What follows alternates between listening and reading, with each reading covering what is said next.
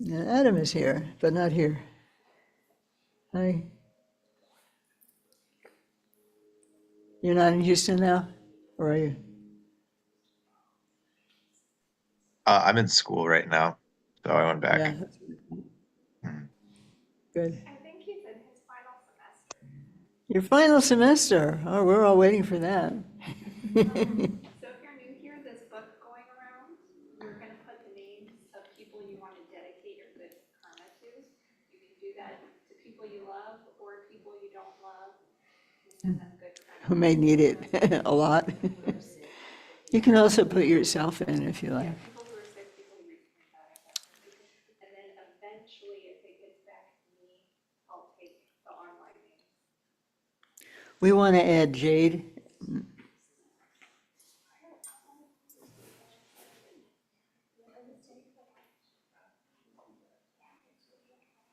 Have we met that person? Have we met him before? The person who's sitting in the back? Okay. He looks a little. Okay. Go. Yeah, yeah. Nice to see you again also.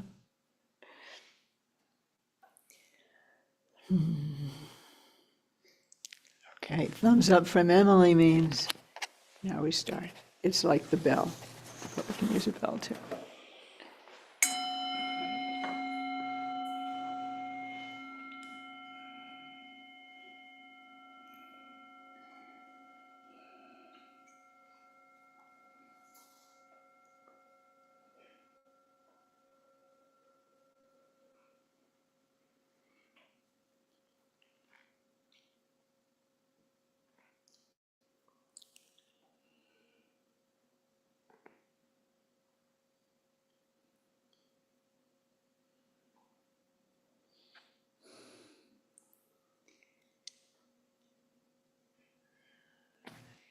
Do we sing? Just aspiration. Okay. To aspiration. So we'll open with our aspiration from the heart.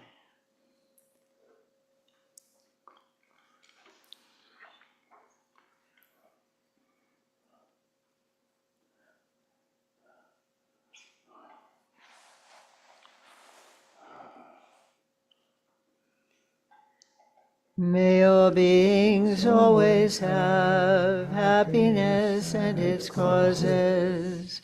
May all beings always be free of pain and its causes. May all beings always be pain-free and live happily. May no beings ever cling to those near nor spurn those far. It's on the screen. You also have it on your, did you not get the, Goya, could you, Amy, yeah, it's on that sheet also. His Holiness the Dalai Lama's most favorite verse from Shantideva's text. You can see why.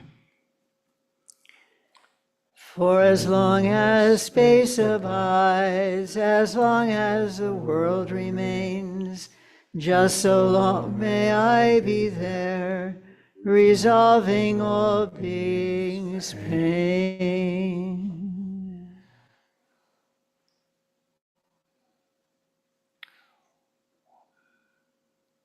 And we let ourselves relax into that friendly intention for all beings throughout space. And we begin our relaxation with the body. First, simply by sensing the contact that you feel right now. The bottom of your body and your seat, your chair, your cushion, you can feel it, yeah? That's all there is to it. Sensing this sensation which is in the present moment is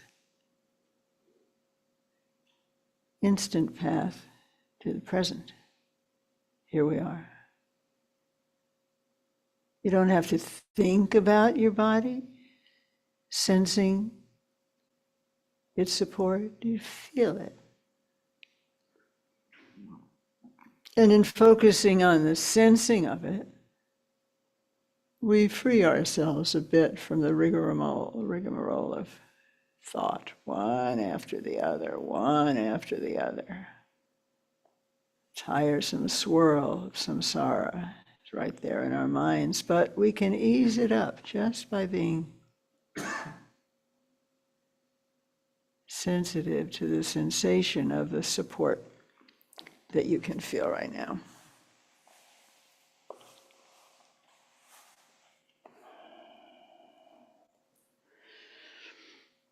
And let yourself be supported. Your whole body, the weight of your body is supported by this contact that you feel right now.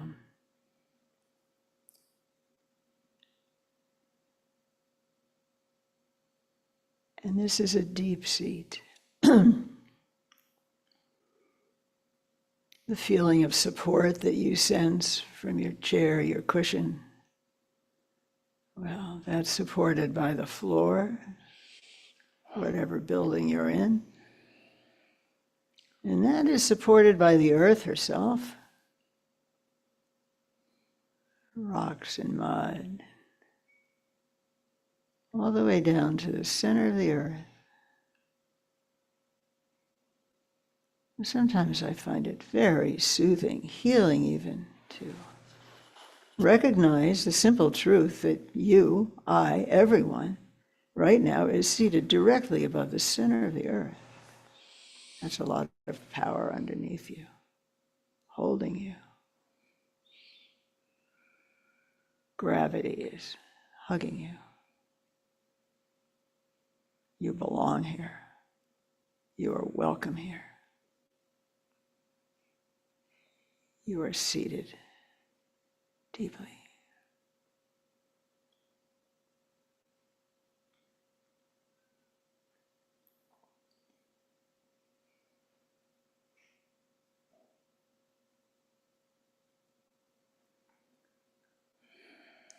And sensing that support, which you can go back to at any time if your mind starts getting carried away or you feel consumed by some kind of excitement or disturbance. Just remember, you have this support. It is not going away.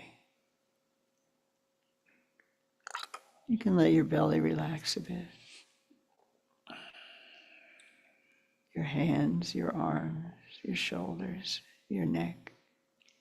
And your chin tucked in just a little bit allows you to feel the natural, gentle uprightness of your upper body. Not stiff and straight. Human back has a curve in it, but it's upright. It lets the breath flow more fluidly. It's a simple thing. One rib supporting the one above it. It's another support, more subtle support.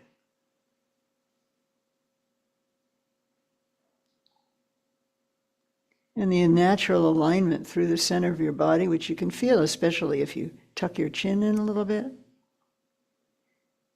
from your crown through your throat, heart, diaphragm, deep belly. It's all in alignment with the center of the earth, with the apex of space, right above your crown, far above your crown. So feel that you are part of this beautiful alignment. And again, there's nothing to do, just inviting awareness of your embodied state. It's always there.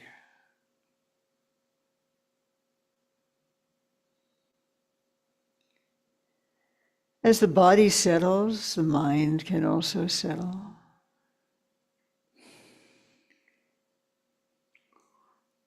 You can invite your mind to settle on the sensation of your breath. There are many ways of meditating on the breath. I invite you to this one. Simply with the in-breath, which breathes naturally in your own natural way of breathing, but you can feel it come in. And we're allowing our attention to be with that sensation. You don't have to theorize it, just feel it. Comes in. At a certain point, it comes to the bottom of the breath, and if your belly is relaxed, maybe your belly puffs out a bit, and that's good. That works for you. And then at just the right moment for you, you let it go. Relax. Complete relaxation. And if you're so inclined, you can rest a moment in that exhale. You exhale your breath, and you just leave it there, just for a moment. If that feels comfortable to you, it can often give an extra dimension to your relaxation. Don't force it. Don't force anything. So let's observe our breath together, gently, enjoying the sensation. This is life coming in, after all.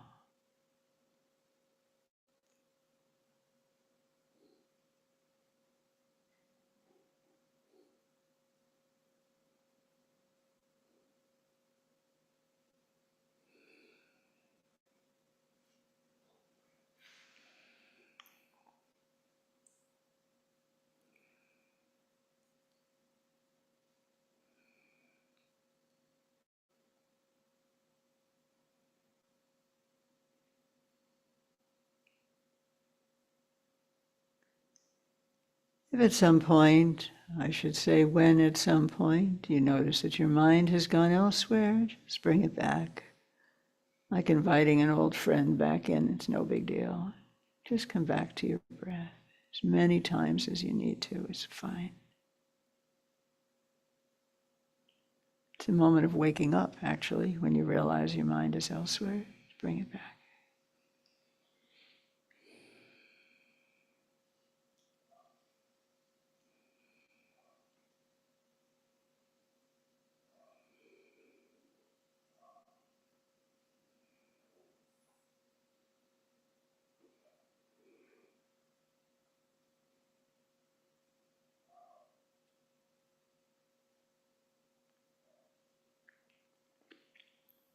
If you're feeling flighty, you can take a moment to feel again the weight of your body in contact with the support of your cushion.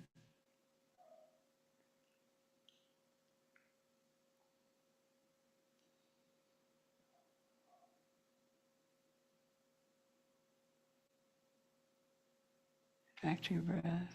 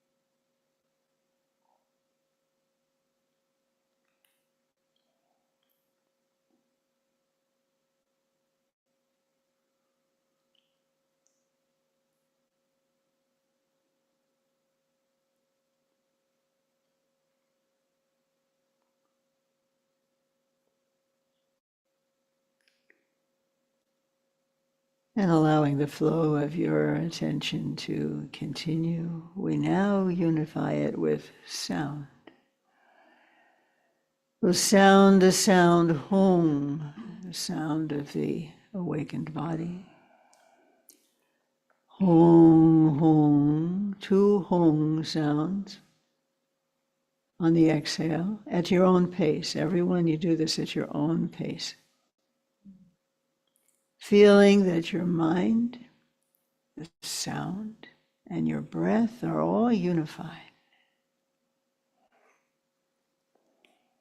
And seeing, sensing what effect it has on you to sound this sound.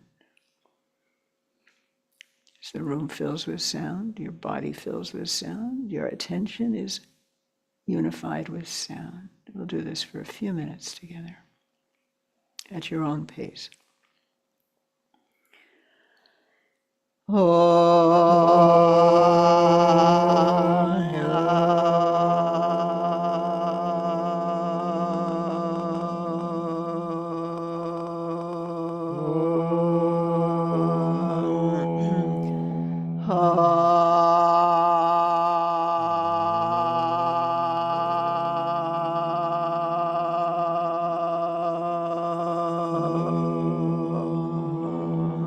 It's coming from your heart, this sound.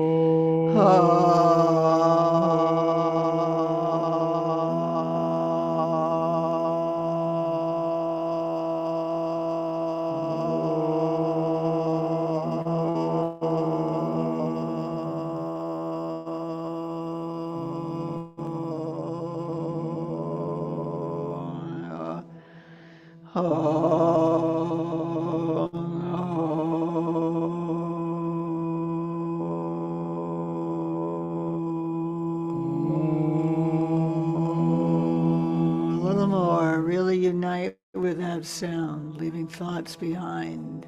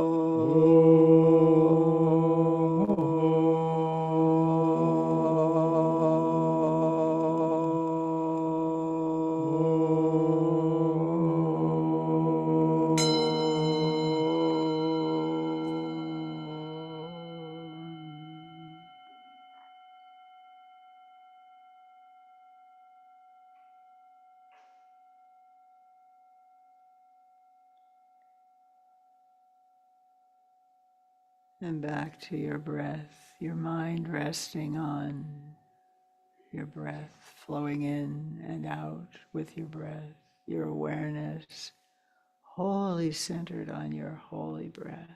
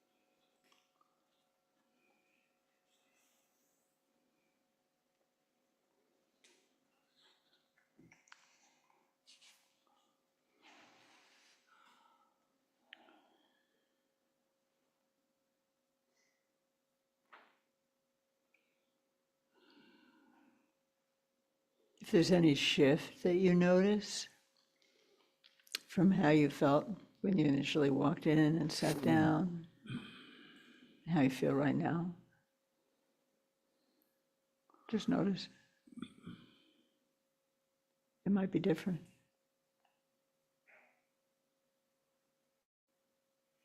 That's useful to notice in my experience because we have this idea that we're kind of the same. Even though, despite enormous amount of evidence to the contrary, we hold this idea, me, sort of like a marble rolling through time. It's not like that at all. So it's helpful to notice. And also, as we did, just to sit for a little bit. Let your system digest whatever you experienced. So we have a reading interlude here. We've been reading from Pema Chodron's Comfortable with Uncertainty, Fearlessness and Compassion, cultivating those two things. And what she's bringing up here, which I alluded to earlier, is another benefit of relaxing into clarity, is that you notice more about your own process. We talked about veils before. Typically in life, we are so mesmerized by and immersed in whatever it is we're focused on. You're typing on the computer, for example. Your life is gone, right? It's all, speaking personally, it's just all like convection onto the computer. And I'm not thinking about, I'm hungry. I don't even notice that, Or my back's starting to hurt and I really would do well to stand up and exercise. But I forget all about myself, your own being, your own body, what we've been cultivating attention toward, your body, your heart, your consciousness, your breath. It's all gone. You're focused on the car that's coming toward you. Well, that's a good thing to focus on. But whatever it is that it's in front of us, we get lost in it. Including in our interactions with others. We've said that listening is a crucial kind of process in life. And we also know that there's this constant sort of creative process in us going on, which may or may not be in sync with what is coming in from the outside. So listening also has to do with listening to what's going on in one's own process, and what she describes here is a very important fruition of attention that you can actually start to track when you are beginning to react, particularly if you're beginning to react in an unwholesome way, to put it politely. You're starting to get annoyed. It just starts with first of all, you have your attention on, let's say, someone. You don't like what they're saying. That happens a lot. And for a while, and then, so there's contact, there's a certain feeling that maybe inchoate, you may not even recognize it. It's a little unpleasant to you, what's being said, for example. And then before you know it, you're cursing, you're shouting, you're saying really angry, hurtsome words, right? And it feels like that came up in an instant, but there's a process. It's a process. And Buddhist traditions describe this process in great detail. It's basically there's contact, feeling, so judgment. Neuroscience says that we decide we like someone or we don't, and I forget how many milliseconds, like pretty instantaneously, actually. But then we might reconsider, hopefully. And then there's contact, sensing, judgment, and then, and this is where what Buddhists call karma is created, we react. You can't help what the world brings to you. Nice things, unpleasant things, unnice things. But where our participation comes in is in how we react. That's something that attention can be very helpful with. So this is something what she's talking about here is number 87 on page 95. Understanding how our emotions have the power to run us around in circles. Nobody's ever noticed that, have you? Emotions have the power to run us around in circles. That's samsara right there. Samsara means swirl. It's a swirl, it's a cycle. You get revved up and you're just, once you're going, you're going. Once you start thinking about the bad quality of some person who's annoying you, you're very creative. Have you not find this to be so? All of their bad qualities. Okay, just go on Twitter. People really like to spit this out. Understanding how our emotions have the power to run us around, I would say feeling how they do that, helps us discover how we increase our pain. We began the session by aspiring, praying that all beings, including ourselves, be free from pain and the causes of pain. Well, what are the causes of pain? Hint, hint, we've got a session on our Teaching Tuesdays now on the Four Noble Truths. They're not all external. We create our own pain, partly through how our emotions. They increase our pain, they run away with us, we increase our confusion, how we cause harm to ourselves. Think of a moment when you last did something, maybe as recently as this morning. Just something popped out, or it didn't pop out, but it went around in your mind.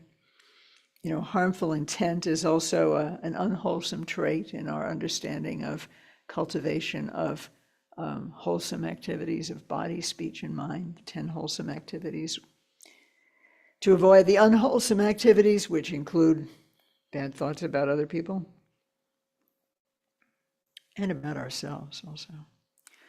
This is very important. Because we have basic goodness, basic wisdom, basic intelligence, we can stop harming ourselves and harming others. This is big news. It may not be new, but it's very, very important. We have a capacity to learn, to change. Neuroscientific word for this is brain plasticity, which is only 10 or 15 years old, as I understand it. Buddhist word for it is Buddha nature. Another word for it is natural mind nature. The conviction which runs throughout the Buddhist traditions that we all have a capacity to move toward what is actually more real, our real essence, our real nature. Something like what we discover when the mind just calms down. Oh, I didn't know I could be free of burdensome, malicious thinking or jealous thinking or just worried thinking.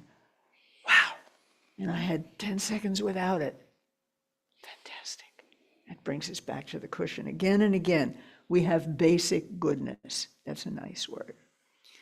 There's kind of two poles of dynamism in the Buddhist teachings, maybe in life in general. On the one hand, as we know, we are perennially in error, according to Buddhist understandings. And all of our courses are about talking about what that error is and understanding different facets of it. But we finally have some kind of error. We don't see things as they really are.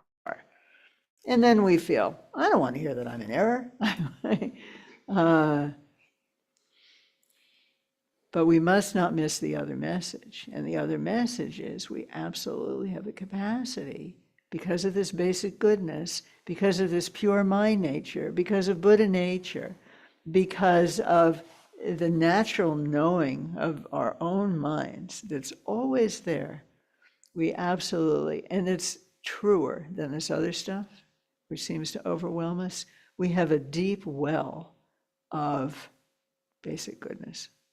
Use that word, deep well, that is, and there's never poison in that well, never. There are veils over it, as we experience in our meditation daily, But there's nothing, the water doesn't change actually. It just has stuff floating in it. Your mind is always pure and luminous, the Buddha said early on, one of the earliest teachings. Your mind is luminous.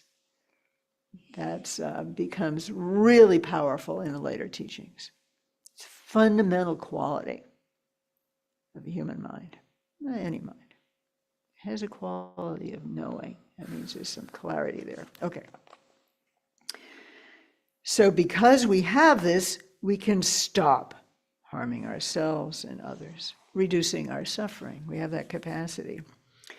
Because of mindfulness, attention, we see things when they arise. Because of understanding, we don't buy into the chain reaction that makes things grow from minute to expansive. That little tickle deep in your, I don't know, shoulder or heart or somewhere, something tightens up. I don't really like what I'm hearing. That's minute. But then, I hate this person. I wish this person immense distress. Through our understanding, we don't buy into the chain reaction, the contact, the sensing, the judgment, the reactivity. We don't buy into it. Easier said than done, but we leave things minute. They don't keep expanding into World War III or domestic violence. It all comes through learning to pause for just a moment. Getting angry. I can go with the chain reaction, or I can pause.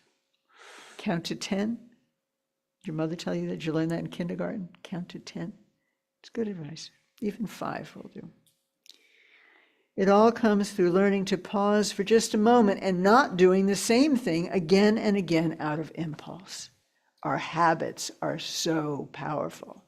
The traces in our consciousness, in our energy, in our memory of the things that we have done before so many times, we repeat them. If we don't take a stand, if we don't wake up to how they are harming them, us and others, if we don't wake up to how they are harmful, how they are actually unpleasant, we'll just keep doing the same old, same old, same old. Not easy to change habits, but possible, definitely. Simply to pause, instead of immediately filling up the space, transforms us. Simply to pause. Maybe pause in the clarity into which you have been able to relax, but we're starting to jump out of. Simply to pause, instead of immediately filling up the space, transforms us. There's this ricochet effect. Somebody does or says something, you hear something on the news, huge amount of triggering, right? Newspapers, television, the media, and some kind of space opens up and we want to fill it. By waiting, we begin to connect with fundamental restlessness as well as fundamental spaciousness. There's something in us that is restless. That creativity process. There's an ongoing process of reacting, restlessness. We want to respond, we want to do. We always want to do. We're doers. We forget that we are human in our being. We forget about our being. We want to do. So this is a lovely sentence for me. By waiting, waiting means, touch into your breath, touch into the support of your seat. We have resources. By waiting, we begin to connect with fundamental restlessness. That's the erroneous part of I always want to fight something, or else we want to grab something that we like. We want to push away what we don't like. We're always trying to fix things. Constantly fidgeting, trying to fix and arrange things so we'll like them better. Table set in such a way, if that's your thing. Or, the dishes stacked in the dishwater in a certain way, if that's your thing. I'm told that couples come to their therapist and have fights about the right way to stack the dishwasher. Okay, use your examples from your own life. By waiting, we begin to connect with fundamental restlessness. So you catch yourself on the verge of, I really want to tell this person off. Never mind a person, I want to yell at the TV. I want to send some bitter, sardonic tweet back to somebody or post, right? This is an urge. This is what's here calling restlessness. We have this quality of, it's part of the fix-it urge. I'm going to do something. I'm going to smash them. I'm going to shame them. But at the same time as we wait, so if we wait, we don't immediately fill the space. We realize we're roiling inside. Oh, that's going on. I didn't know. But also, she's so generous to point out here, we also notice there's a fundamental spaciousness. You don't have to. You don't have to say that thing that's coming to your mind. Or maybe it's not even a negative thing. Maybe there's just the same boring thing that you say all the time when you don't know what to say. We usually have some recourse to something. The weather is really great today, right? Space fillers. Could just have space. Our habits don't change overnight, but if we give space to our awareness of those habits and give space to just the space that we have, the result is that we cease to cause harm. We begin to know ourselves thoroughly, I would say at least more thoroughly, and to respect ourselves and others. That's big. Anything can come up. Anything can walk into our house. We can find a dinosaur sitting on our living room couch, and we don't freak out. Never mind on your living room couch, maybe on your shoulder or in your throat. Dinosaur is there, you don't freak out.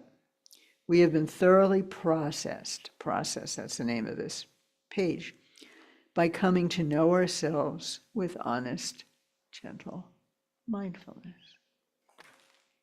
Attention is the start of love. We can start to like ourselves better. A lot of us don't like ourselves. Namgyal calls this the common cold of mental health. So just sitting and accepting our being as it is a way to begin to nourish our holy kind of self-love.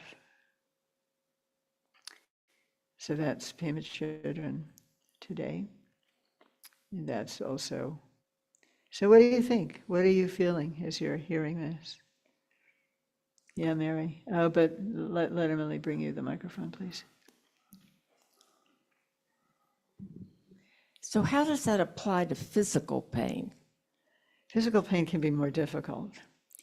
If it's, there are, Shenzhen Young is actually an old friend of ours, especially Harvey's from graduate schools, a Zen teacher now, and he has trainings on working with pain. Do you remember what it's called? Yeah, on tape, available. I listened to some of it. It's He's quite got a book good. on pain He's got a book. He's also and got a CD in the a book. CD. So, but pain too. There's the received wisdom is there's pain and there's suffering, right? So there can be pain in the body if it's not too bad. Sometimes looking at it with great attention, which is counterintuitive, right? Because you want to get away from it, can break it up. We've discovered this in our body scanning practices of Vipassana. It can just be, instead of being this big solid pain, which takes a little time, and I don't think it'll work with every level of pain by any means, but you can look at it and it becomes just one moment of sensation and another moment of sensation, and it actually doesn't feel like pain anymore. I've had this experience, many people have had this experience with the Vipassana, with just intense attention. So that's one thing. Then there's the pain of physical pain, and then there's a suffering around, why me? Or, somebody's got to fix this, and just becoming more and more agitated, which is totally understandable. If we do that, we forgive ourselves. but it does increase our suffering. So I think what Shinzen Young has is a way of, one of the things he says is, if the pain is in one part of your body, focus on a different part, for example. It's somewhat helpful.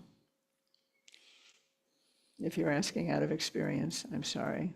I think it can help some. Yeah. Yeah, what else?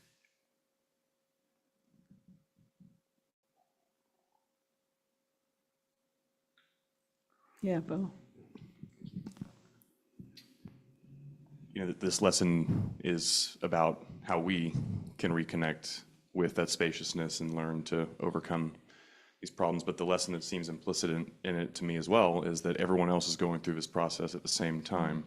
Beautiful. Yeah. Which is a reminder that leads us to compassion, right? That no one is acting out of maliciousness. They have their own level of confusion, and part of that spaciousness is to recognize it in other people. Absolutely. I'm glad you bring that up again. And this is part of the way in which listening to what's the jungle inside, right? The wild animals inside, or whatever they are. Yeah, everybody else has them too. We all have our ways of covering them up, and we tend to maybe idealize other people. Oh, they must not have any of that.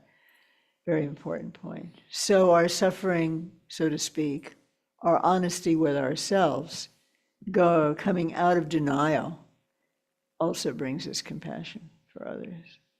Often the people who irritate us most, in the end, we discover to our horror, it's because they're like us. Thank you very much. Yeah. So there's a lot in this, right? It's simple in a way. So please digest whatever part of it is easy for you. It relates to our practice, because in doing this practice, and we'll do just a few minutes more before we close, the cultivation of attention is the start of a real connection with yourself, and also making that connection to others.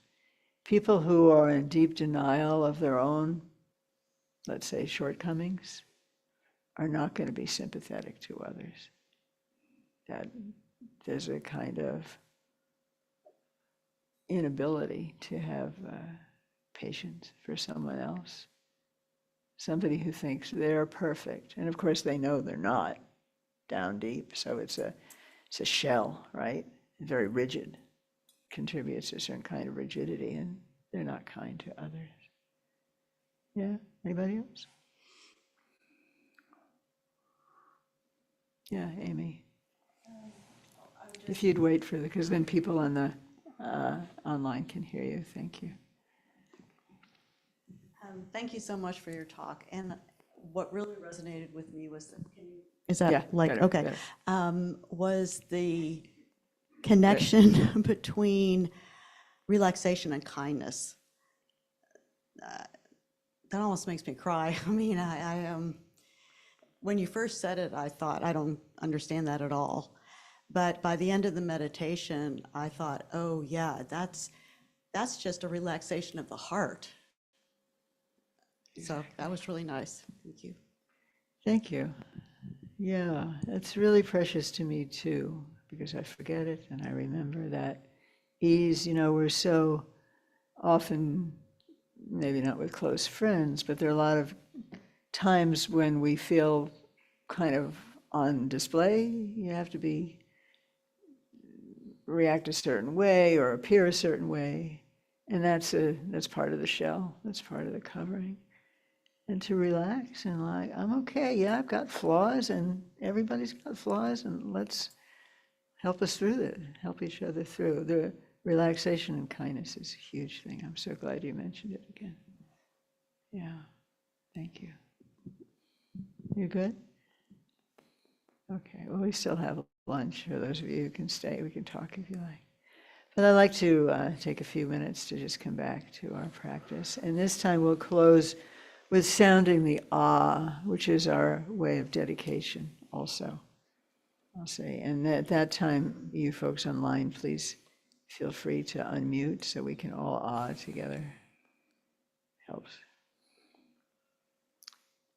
Okay. Takes only a moment to sense your support, the contact with this deep support. To remind yourself that you have a body, your whole body is a breathing organism. To gently remind yourself if there's some tension in your shoulders, may it relax. May everybody's tension relax, just like mine. The more I relax, the more people around me will relax. In this relaxed, gentle way, let your attention be with your breath.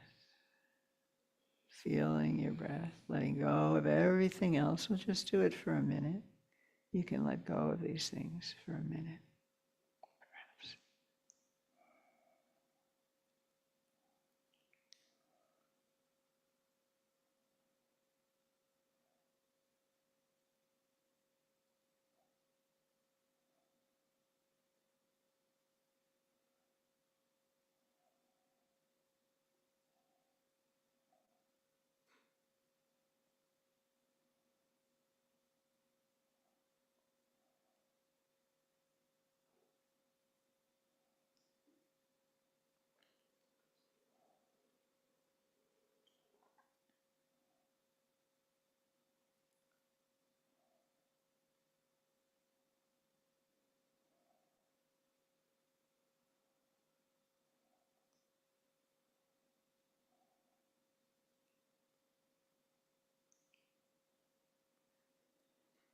And feel free to put your hand on your heart, center of your chest.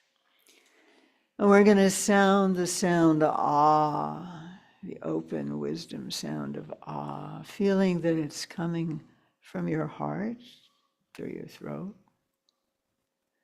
And feeling that as you sound ah, that it's actually the expression of a luminous ball of light in the center of your chest. If you like, there's a letter ah in it, made of light. And we're sending out our loving light with 3 ahs. First, to every cell in your body, healing with kindness. Then to everyone in the room and everyone online and everyone in your neighborhood or city. And then with a 3rd ah, out into space, as far as your mind will take you for all beings throughout this world system, the universe, just like that. Okay, can unmute now.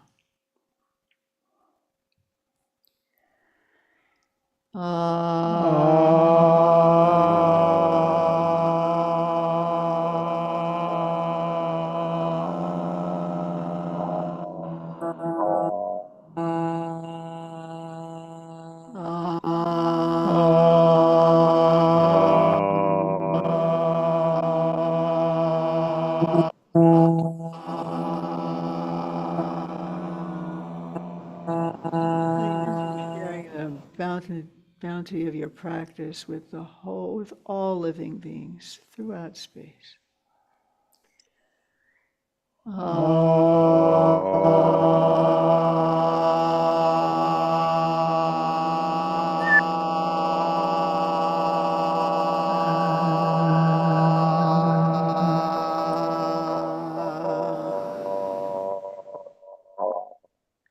And we also share specifically with the names that are here today. And we'll do 1 ah in closing after you hear these names. May all beings, and especially today, Rebecca Long, Randy Long, Marla, Karen, Nam, Edwin, Camachos, Monica, Christian, Andrew, Louis, Vince, Kaisu, Gary, Emily, Lamas, Talok, Dog, Tanya, Ann, Lawson, Elsa, Karen Kashner, Mike in the Bardo, John in the Bardo, Ed in the Bardo, Kathleen, Josh, Thomas, Russell, Bishop, Sonia, Carl, plane crash victims in the Bardo, Benjamin, Christina, Krishna, David Lynch in the Bardo, Sylvia, Rolando, Nathaniel, Emma, Noah, Penny, Mike in the Bardo, Stacy Palenka, Leslie Palenka, I'll add Annabelle Palenka, Janet Palenka, Galena, Selwa, our teachers, our Sangha, all suffering, animals, Greg and Josette, all people suffering, hunger, Socks, a sick cat, Julia, Ralph, Janet, Leslie, Stacy, Kaisu, Galena, and Jade Yip and her baby for coming soon. So, for all those and all.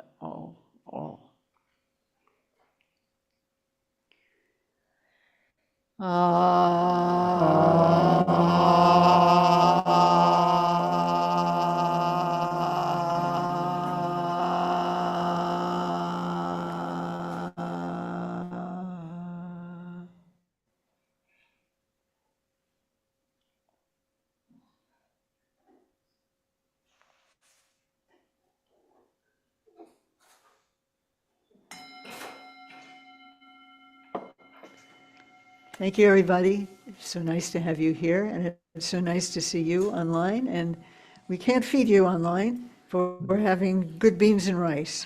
And I wish you were here, especially those of you who are nearby. I don't think we shared the merit. Sorry? Did we do sharing the merit? Well, we did it with our Okay. but you're right, too. I couldn't remember if we do it on Sunday or not. do. We do? Okay, we can, if it's okay, we can still do it. Sorry, thank you.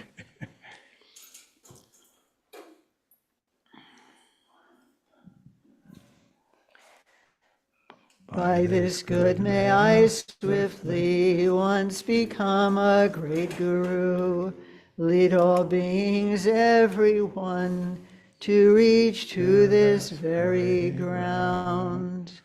With all of you in mind, we light this lamp of clarity.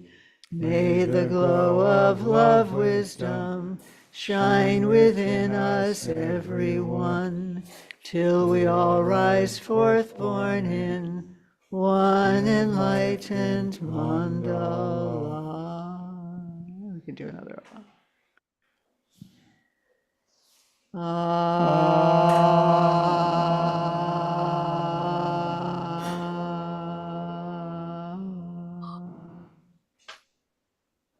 Emily has announcements. Yeah, I have a few announcements. So we have a new Teaching Tuesday series every first and third Tuesday of the month. It's here in person or it's online from 7 p.m. to 8:30 p.m. If you've never tried a Teaching Tuesday before, please feel free to come or reach out to me at emily@dawnmountain.org to join us online. We're learning a lot of traditional concepts in this current series and how to apply them to everyday life. We have a Losar potluck coming up Friday, February 28th. Losar is the Tibetan New Year, so we're going to be doing traditional Tibetan New Year activities and eating good food together. The first Sunday of March, we also have our first Sunday teaching again, as well as the food, but we'll also have a welcome event at 1 o'clock. That welcome event is a really great way to get to know Dawn Mountain and our teachers. We have a Guru Yoga retreat Friday, February 7th through the 9th, Sunday the 9th. Not February. March. I'm so sorry, March. This is part of our Dzogchen Cycles program. It's a Dzogchen teaching.